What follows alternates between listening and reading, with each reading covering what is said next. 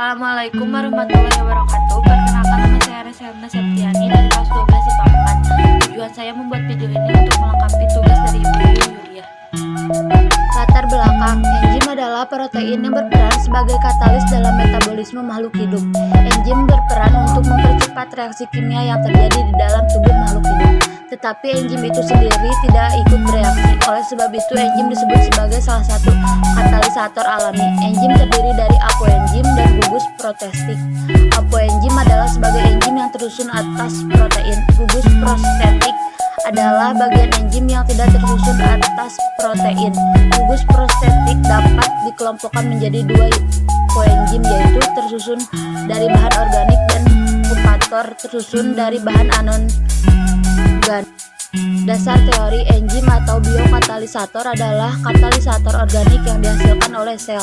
Jika tidak ada enzim atau aktivitas enzim terganggu, maka reaksi metabolisme sel akan terlambat hingga pertumbuhan sel juga terganggu. Enzim merupakan suatu protein seperti halnya protein lain.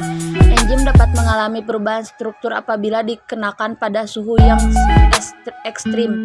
Bila terjadi perubahan struktur, enzim menjadi tidak fungsional lagi. Supaya dapat bekerja secara optimal, enzim memerlukan kondisi pH suhu kepekatan tertentu. Kerja enzim bersifat spesifik. Enzim pitailin hanya bekerja untuk amilum. Enzim katalase untuk hidrogen peroksida dan sebagainya.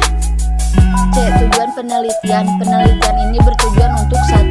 Untuk mengetahui cara kerja enzim pitailin dan sistem pencernaan. 2. Untuk mengetahui pengaruh suhu dan pH terhadap kerja enzim pitailin.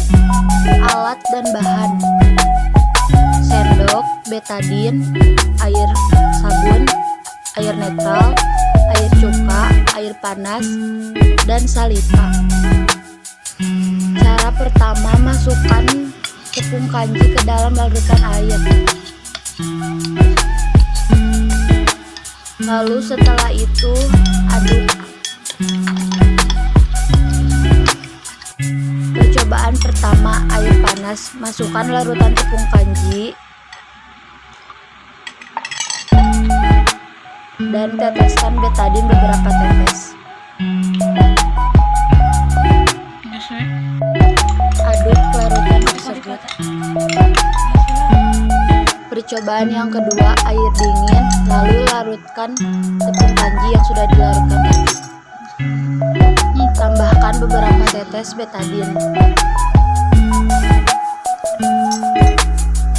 dan masukkan saliva. Lalu setelah itu aduk hingga merata.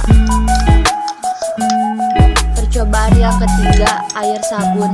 Masukkan larutan tepung kanji yang sudah dilarutkan tadi. Teteskan beberapa tetes betadin dan masukkan saliva. Kocok hingga merata. Percobaan yang ketiga, air cuka. Masukkan larutan air kanji tersebut, lalu tambahkan saliva.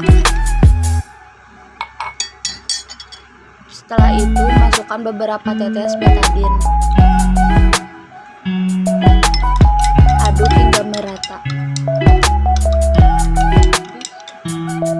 Percobaan yang keempat, air netral. Masukkan larutan tepung kanji dan masukkan beberapa tetes betadin.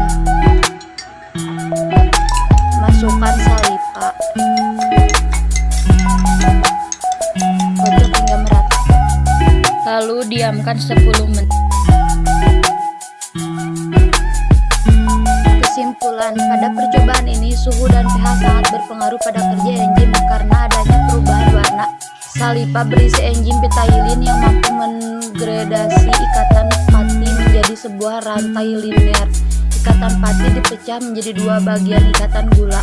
Di sakarida hasil akhir proses enzim pitailin ada dua buah molekul glukosa yang dikenal dengan maltose.